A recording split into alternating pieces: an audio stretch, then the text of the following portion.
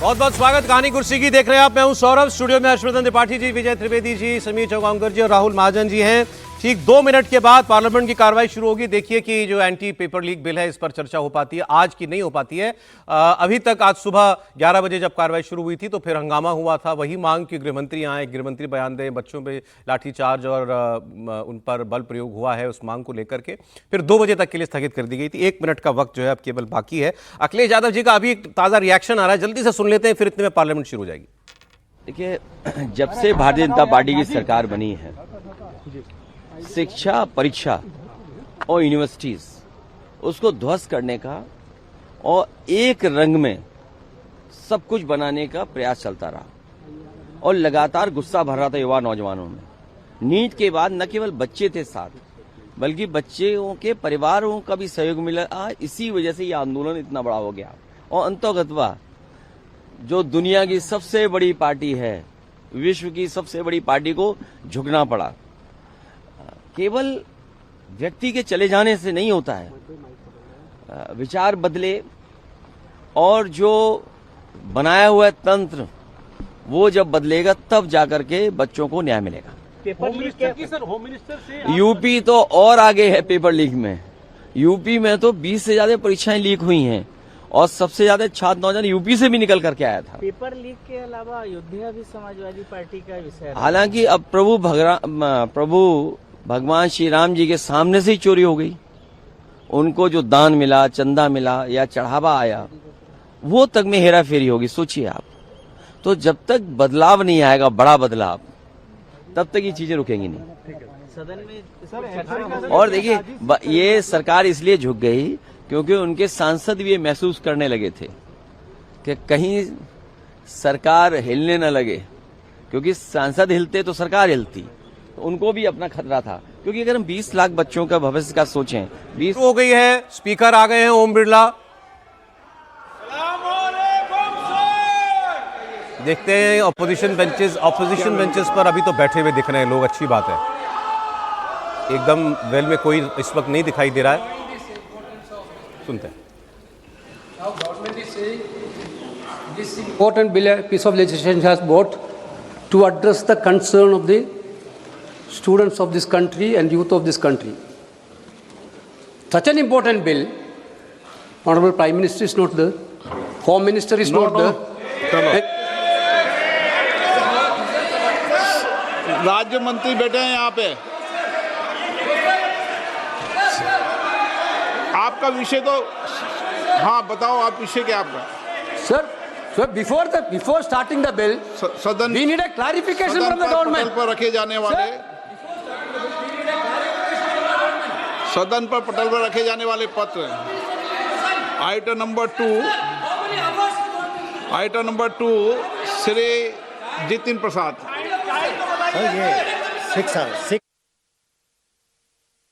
अध्यक्ष महोदय, टाइम घंटे 1 मिनट। संसदीय कार्य मंत्री जी, आप बैठकर आपस में चर्चा कर लेना। मैंने आप सुनिए ना, ऐसे नहीं होता है। मैंने व्यवस्था 6 घंटे की दी थी।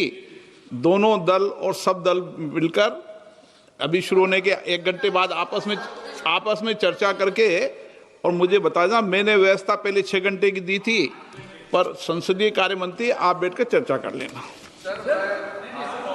एक मिनट वेणु जी, 1 मिनट। वेणु जी, 1 मिनट। मैं बताता हूँ सर। आप आपस में आपने घोषणा किया कि इस विधायक पे 6 घंटे का आप टाइम देना चाहते हैं, फिर भी आप सदन के नेता सब मिलकर के बात कीजिए। आपने वहाँ से एक निर्देशन दिया था।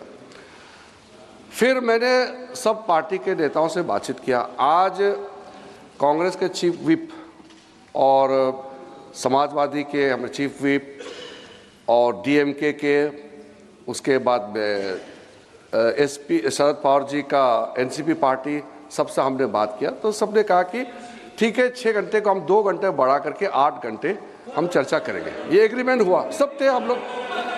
फिर उसके बाद नहीं, फिर अभी मैंने 1 मिनट,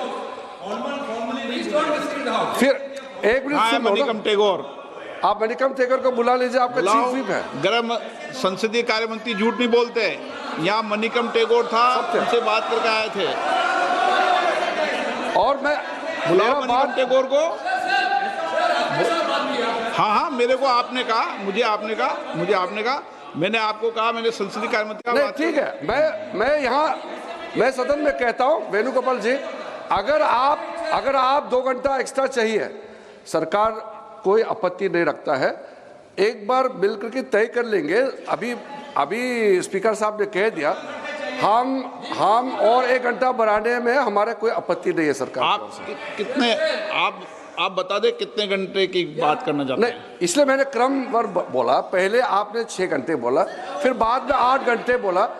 8 घंटे के बाद भी और भी समय चाहिए तो हम 10 घंटे के लिए तैयार हैं। ठीक है, ओके, ठीक है, चलिए प्लीज बैठ जाइए। अब व्यवस्था जम गई। जब बीएससी नहीं होती तो सदन का सेंस लिया जाता है, इसलिए सदन का सेंस बन गया है। ठीक है, आगे बढ़ें। सभा पटल पर रखे जाने वाले पत्र, आइटम नंबर 2, जितिन प्रसाद जी। अध्यक्ष महोदय, मैं आपकी अनुमति से आज की संशोधित कार्यसूची में क्रम संख्या 2 पर मेरे नाम के समक्ष उल्लेखित पत्रों को सदन के पटल पर रखता हूं। Item number 3, Shri Ramnath Thakur.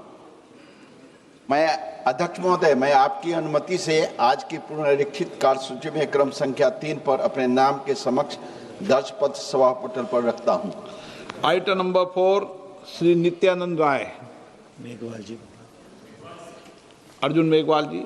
धन्यवाद अध्यक्ष महोदय, मैं आपकी अनुमति से लोकसभा की संशोधित कार्यसूची के क्रम संख्या 4 पर अंकित दस्तावेज जो श्री नित्यानंद राय साहब के नाम के आगे अंकित है, आपकी अनुमति से सदन के पटल पर रखता हूं। धन्यवाद। Item number 5, Shri SP Singh Baghel. मैं आपकी अनुमति से आज की लोकसभा की संशोधित कार्यसूची में क्रम संख्या 5 पर मेरे नाम के आगे उल्लिखित पत्र सदन के पटल पर रखता हूं। Item number 6, Shri BL Verma ji. आदरणीय अध्यक्ष महोदय, मैं आपकी अनुमति से आज लोकसभा की संशोधित कार्यसूची में क्रम संख्या 6 पर अपने नाम के सम्मुख अंकित पत्र सभा पटल पर रखता हूं। Item number 7, Shri Bandi Sanjay Kumar. मैं आज की पुनरीक्षित कार्यसूची में क्रम संख्या 7 पर मेरा नाम के सम्मुख लिखित दस्तावेज सभा पटल पर रखता हूं। Item number 8, Shri Pabitra Margherita ji. Sir, with your permission, I rise to lay on the table of the House paper mentioned against my name at serial number 8 of the Ministry of Textiles as per today's revised list of business. Item number 9, Shrimati के कनिमोजी। आप सदन के पटल नहीं, श्री राव राजेंद्र सिंह जी। चलिए, कोई बात नहीं, हो जाता है। आइटम नंबर 10, सर, आप रखना चाहते हैं? अच्छा, रख दें। राव साहब रख दें। आदरणीय अध्यक्ष राव साहब रख दें, कोई बात नहीं। आदरणीय अध्यक्ष महोदय, मैं आज की कार्यसूची में अपने नाम के समक्ष यथा सूचीबद्ध उपभोक्ता मामले, खाद्य और सार्वजनिक वितरण संबंधी स्थायी समिति के 17वें और 18वें प्रतिवेदन की एक प्रति हिंदी तथा अंग्रेजी संस्करण प्रस्तुत करता हूं। Item number 10, Shri Jitin Prasada ji. Respected sir, with your kind permission, I make a statement regarding the status of implementation of the recommendations contained in the 195th report of the Standing Committee on Commerce on demand for grants 26-27, demand number 10, pertaining to the Department of Commerce, Ministry of Commerce and Industry. Item number 11, Shri Ramnath Thakur ji. माननीय अध्यक्ष जी महोदय, मैं आपकी अनुमति से आज की कार्यसूची क्रम संख्या 11(1) में वर्णित कृषि एवं किसान कल्याण विभाग, कृषि एवं कल्याण मंत्रालय के लिए कृषि पशुपालन और खाद्य प्रसंस्करण मांग अनुदान मांग संख्या 1 की अस्थायी समिति 7वीं रिपोर्ट में निहित सिफारिशों के कार्यान्वयन की स्थिति के संबंध में एक सदन के पटल पर रखता हूं। Item number 12, Shrimati Anupriya Patel. Honorable Speaker, sir, on behalf of my senior colleague Shri Jagat Prakash Nadda ji, I rise to move that in pursuance of Section 4G read with Section 6(3) of the All India Institute of Medical Sciences Act 1956, the members of this House do proceed to elect, in such manner as the Speaker may direct, one member from amongst themselves to serve as the member of the All India Institute of Medical Sciences, Guwahati. Vice, Shri Pradyut Bordoloi, resignation from Lok Sabha with effect from 20th March 2026, subject to the other provisions of the said Act. Thank you. प्रश्न है कि माननीय मंत्री द्वारा प्रस्तुत प्रस्ताव को स्वीकृत किया जाए। जो सदस्य प्रस्ताव के पक्ष में हाँ गए हैं, जो सदस्य प्रस्ताव के विपक्ष में ना गए हैं, मेरे विचार में निर्णय हाँ वालों के पक्ष में हाँ वालों के पक्ष में प्रस्ताव स्वीकृत हुआ। माननीय सदस्यगण, जिन्हें आज नियम 377 के अधीन मामले उठाने की अनुमति प्रदान की गई, वे व्यक्तिगत रूप से अपने अनुमोदित पाठ को सदन पटल पर रख सकते हैं। आइटम नंबर 14, लोक परीक्षा अनुचित साधन निवारण संशोधन विधेयक 2026। माननीय मंत्री जी कुछ रखना चाहते हैं? 1 मिनट में बोल लूँ, 1 मिनट। माननीय मंत्री जी, 1 मिनट। माननीय सदस्यगण, आज का दिन हम सब के लिए महत्वपूर्ण है, जब सत्ता पक्ष और प्रतिपक्ष दोनों इस विधेयक की चर्चा के लिए सहमत हुए। ये विधेयक लोक परीक्षा अनुचित साधन निवारण अधिनियम 2024 में संशोधन करने का प्रस्ताव करता है।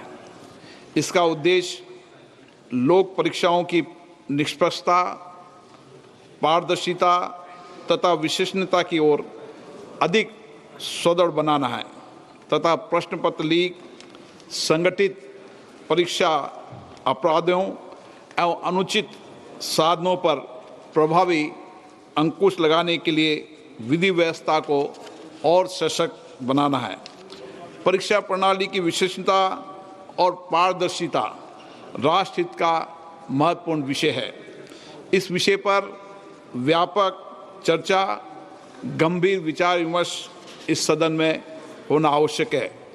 पूरा देश चाहता है कि सभी मान्य सदस्य इस विषय पर सार्थक विचार विमर्श करें, अपने अनुभव साझा करें, अपने विचार रखें और रचनात्मक सुझाव रखें, ताकि हम एक बेहतर कानून बना सकें।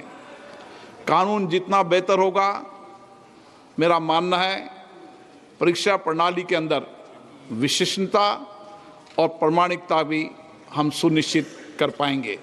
इसलिए मेरा सभी मान्य सदस्यों से आग्रह है कि हम इस चर्चा को सकारात्मक रूप से संसदीय परंपराओं, नियमों और मर्यादाओं के अनुरूप रखें, ताकि एक अच्छा सकारात्मक देश हमारे देश के युवा विद्यार्थियों के बीच में जाए।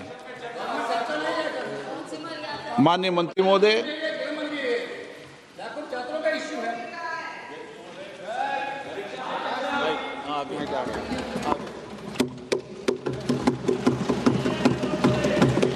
अध्यक्ष महोदय, मैं प्रस्ताव करता हूं कि लोक परीक्षा अनुचित साधन निवारण संशोधक विधेयक 2026 पर विचार किया जाए।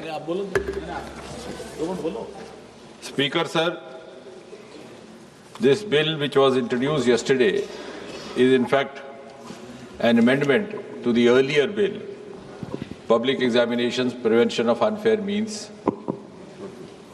Act 2024, which was also brought by this government, and not only brought, it was perhaps the first of its kind in the history of independent India.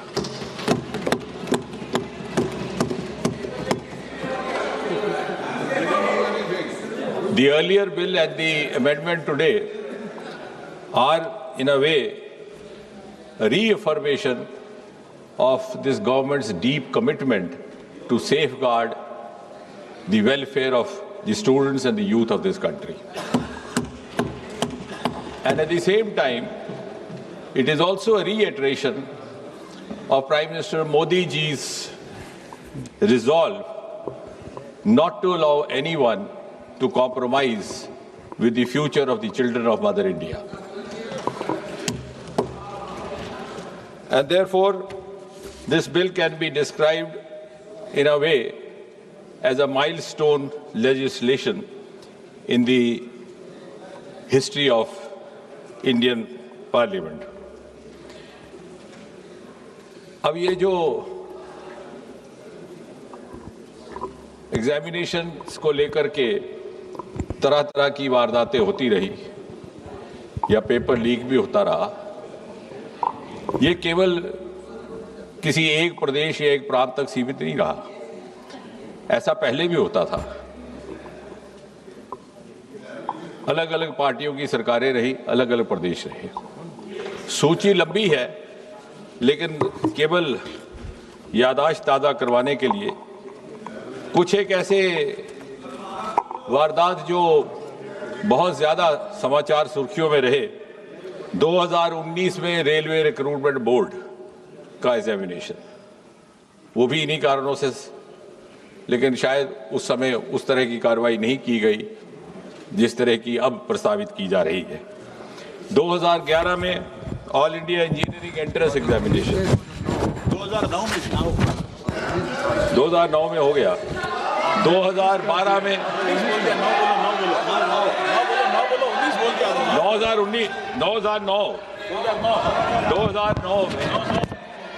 2009 में रेलवे रिक्रूटमेंट बोर्ड, 2011 में वेणुगोपाल जी, by changing figures or digits, you cannot change the record.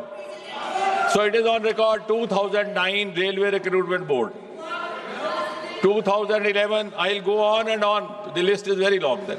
2011 All India Engineering Entrance Examination. 2012 AIMS New Delhi Entrance Paper Leak. 2013 Maharashtra Secondary Certificate Examination. So, if I go on and on, then I will not be able to talk about the bill as such. But the list is okay. 2010. Okay, if that satisfies. Oh, if that satisfies you, you are welcome. You are welcome. You are welcome. 2010. B.Ed entrance examination, Uttar Pradesh. 2012. Tamil Nadu Public Service Commission. I can go on till you are satiated. 2009 West Bengal Joint Entrance Exam. So therefore, it was realized by this government that we need to have an exclusive legislation. उसी पर आ रहे हैं। I am following a chronology. Unfortunately, the chronology starts from the earlier times. और इसलिए ये सोचा गया कि ओवरऑल पब्लिक एग्जामिनेशंस को लेकर के एक व्यापक सामूहिक व्यवस्था विधेयक लाया जाए। भारत सरकार में 4 प्रमुख रिक्रूटमेंट एजेंसीज हैं, जैसा कि हम सब जानते हैं, UPSC, staff selection commission, railway recruitment board और इंस्टीट्यूट ऑफ बैंकिंग पर्सोनल। और इसी तरह से हायर एजुकेशन एडमिशन्स के लिए नेशनल टेस्टिंग एजेंसी, उसका गठन भी 2017 में किया गया था इसी सरकार द्वारा। अब आप कह रहे हैं कि डेट्स क्यों बता रहा है?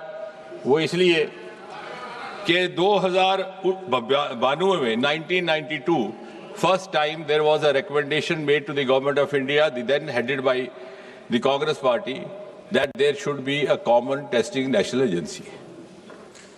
It was 1992. Then in 2010, during UPA rule, there was again a committee which suggested, I don't know why this was not given due consideration, for whatever reasons and for whatever interests. So I think you must compliment Prime Minister Modi and this government. It has finished an unfinished task which you should have accomplished.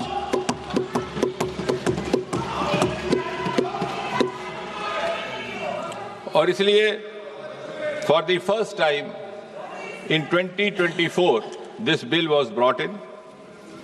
It was brought in the month of January 2024, enacted in February 2024, implemented in June 24 and notified also in the same month. अब इस विधेयक के जो मूल उद्देश्य थे और basic objectives, to give more credibility and transparency to examination in whatever form, to reassure the students that they would be rewarded for their genuine, sincere efforts, and also to ensure that their future is safe. और इससे पहले जैसे मैंने कहा, there was no comprehensive law available to deal with such cases. इस bill को और ये जो एक्ट लाया गया 2024 को, it was made, as I said, it was applicable to all these agencies that I have just now mentioned. It was made not bailable, non-compoundable. Such offences were made absolutely cognizable and also liable to invite stringent punishment. अब उस bell की detail में मैं नहीं जाऊंगा क्योंकि अभी उत्तर देने के समय भी रहेगा, लेकिन आप इस बात से तो सहमत होंगे कि हालिया जो घटनाक्रम रहा है उसका संज्ञान लेते हुए प्रधानमंत्री स्वयं ने ये निर्णय लिया कि हमें इसी विधेयक को थोड़ा और मजबूत करने की आवश्यकता. So we learned from the experience of the 2024 Act and the subsequent sequence of events, like any responsible government should do. And therefore, this amendment is being brought in to make the law more stringent, and to ensure speedy justice, so that the credibility of all these exams gets enhanced and gets reinstated. Mota isme, because then we have others to speak, and finally I'll come out with the reply. जो subsection 1 of section 10 था, उसमें था कि any person or persons involved will be liable to a punishment not less than 3 to 5 years and a fine up to 10 lakh. आज ये जो amendment लाया जा रहा है, इसके तहत the same duration of imprisonment has been made not less than 5 to 10 years and fine up to 50 lakh. The section 2 of subsection 2 of section 10, इसमें था कि service provider. Now, who is service provider? Service provider, also we have tried to cover a wide range so that nobody goes scot-free. I'll just read out the definition of service provider which has been provided in this amendment. Service provider means any agency, any organization, any body, any association of persons, any business entity, any company, any partnership or single proprietorship firm, including its associates, subcontractors and provider of support of any computer resource or any material by whatever name it may be called, which is engaged by the Public Examination Authority for the conduct of public examination. तो service provider के लिए सजा पहले भी काफी मजबूत थी. There was fine up to 1 crore in the 24 act, उसको बढ़ा करके अब 5 करोड़ किया जा रहा है. इसके साथ साथ the recovery of the proportional cost of exam, और सबसे महत्वपूर्ण कि 2024 के कानून में ये भी लिखित था कि the provider will be board from conducting any exam for the next 4 years. उस अवधि को बढ़ा करके आज इस संशोधन के तहत 8 साल किया जा रहा है.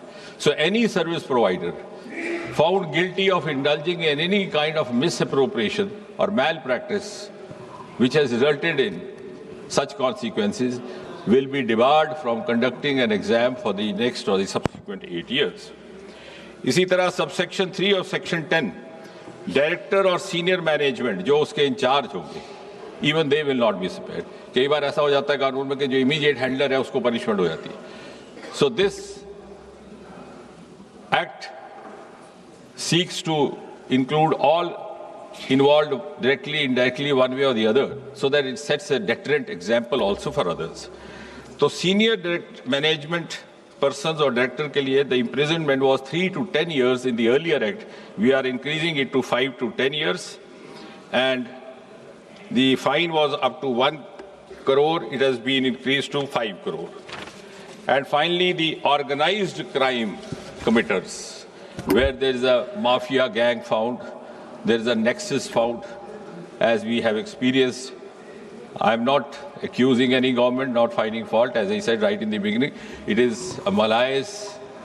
It is an issue which is being faced by almost every state and UT of this country, regardless of whichever party in power. It is happening in Punjab. It is happening in Karnataka also, whether we name those states or not.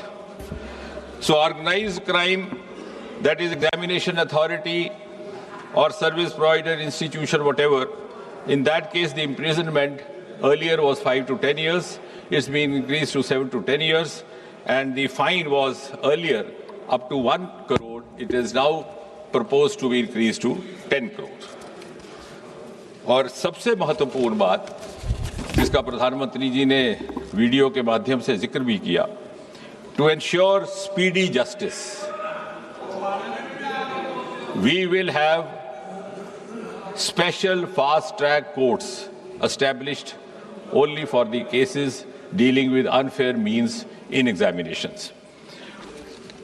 और चाहे वो special task force हो, चाहे वो central agency, because this bill and the earlier bill also entitles the government or the authorizes the government to pass this on to any central agency or to special task force or even where the police Percy is conducting. उनके लिए section 12A has been added to this earlier bill, which provides for special fast track courts. अब उसमें भी हमने एक समय सीमा तय कर दी है. The investigation has to be completed within a span of 2 months, regardless of whether it is a central agency or a special task force. और 2 महीने के भीतर सारी जांच इन्वेस्टिगेशन मुकम्मल की जाएगी और उसके बाद जो भी ट्रायल कोर्ट होगा, जो अभी इस केस में is going to be a fast track special court, उसमें ये 3 महीने, यानी जिस दिन वारदात रिपोर्ट हुई है उस दिन से लेकर के आखिरी निर्णय आने तक 5 महीने से ज्यादा अवधि काल नहीं रहा जाएगा. So I think this is one of the most important components incorporated in this amendment. और उसके बाद भी अगर कोई अपील करना चाहे तो appeal will not be less than double bench of a high court and appeal within 30 days. That too, if there are justifiable grounds to satisfy the crowd. इसके साथ ही साथ इससे जुड़े जो और जुर्म होंगे, जो और क्राइम होंगे, they will also not go unattended or scot free. जो हमारी भारतीय न्याय समिति के प्रावधान है उसके अंतर्गत उनका भी निवारण करने का प्रावधान रहेगा. और इसलिए मेरा ये निवेदन है कि एक बड़ा ही महत्वपूर्ण विधेयक लेकर के आए हैं हम और सरकार की प्रतिबद्धता का आप इसी बात से अनुमान लगा सकते हैं कि इसी विधेयक के लाने के साथ ही साथ हमारे लॉ मिनिस्टर साहब की ओर से भी एक प्रस्ताव जारी कर दिया गया कि वक्त ज़ाया ना हो तो ये जो स्पेशल फास्ट ट्रैक कोर्ट्स है इनको स्थापित करने का भी क्रम साथ ही साथ प्रारंभ किया जाए. उसमें दिल्ली, मुंबई, कोलकाता, मध्य प्रदेश, बिहार, उत्तराखंड में पहले ही इन्होंने गठित कर दिया है और आने वाले दिनों में बाकी स्थानों पर भी.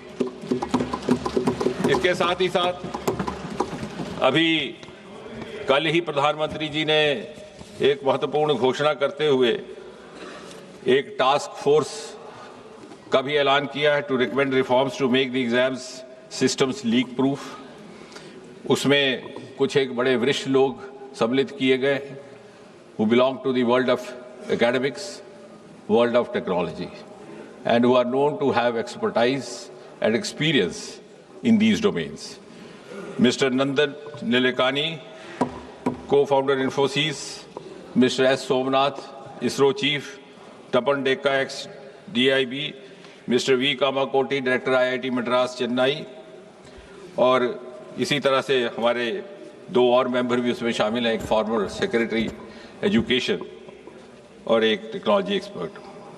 और साथ ही साथ जो राधा कृष्ण कमेटी गठित की गई थी 22 जून 2024 में, उसमें से जो मोटी मोटी 46 की रिकमेंडेशंस थी, उसमें से भी लगभग 76% अर्थात 35 इंप्लीमेंट हो चुकी है। तो कहने का कुल मिलाकर के तात्पर्य है, बहुत समय ना लेते हुए, कि सरकार की नीति बड़ी ईमानदार है और ये संशोधन भी एक बड़े ईमानदाराना प्रयास के तहत लाया जा रहा है। और मुझे विश्वास है कि किसी भी दल के नेता को या किसी भी पार्टी के किसी भी माननीय सदस्य को इसमें कोई आपत्ति नहीं होगी। यदि आपत्ति हुई तो देश की जनता को उनसे आपत्ति होगी। धन्यवाद। श्री N.K. प्रेमचंदन जी, आपने कोई संशोधन दिया है? Yes, sir. I have given an amendment to the motion moved by the Honorable Minister. Sir, this is a very important bill concerning the future generation of the country. The youth and students were on strike and the entire country is concerned about this subject matter. So very important issue. The people of the country, people in the country who like to make so many suggestions, experts who like to submit so many suggestions. So my amendment to the motion moved by the Honorable Minister is that the bill be circulated for the purpose तो of Jitendra Singh ji जो केंद्रीय मंत्री हैं, उन्होंने ये bill पेश कर दिया है जो 2024 में बीजेपी की सरकारी, एनडीए की सरकारी लेकर के आई थी और उसको अमेंड करने का बिल है। मतलब उसके प्रोविजंस को और ज़्यादा सख्त करने का बिल है। और आपको ये बता दें, आज जब वो बोल रहे थे, शुरुआत की उन्होंने फिर कहा कि मैं पूरी क्रोनोलॉजी के साथ बताऊंगा कि पूर्व में भी कौन कौन से पेपर लीक हुए हैं। तो उस पर थोड़ा हंगामा भी वहां पर हुआ कि अभी भी आप दोषारोपण कर रहे हैं पुरानी सरकारों के ऊपर। तो उन्होंने कहा कि मैं केवल एक क्रमवार ये बता रहा हूं कि कब कब कौन से पेपर लीक हुए, उसमें हमारी सरकार के दौरान भी जो पेपर लीक हुए हैं उनकी भी मैं बात करूंगा। तो उन्होंने 2009 का रेलवे रिक्रूटमेंट बोर्ड का पेपर लीक से शुरुआत की, 2012 में एम्स का पेपर लीक हुआ, 2010 में बीईडी परीक्षा उत्तर प्रदेश लीक हुई, 2012 में तमिलनाडु पब्लिक सर्विस कमीशन का पेपर लीक हुआ।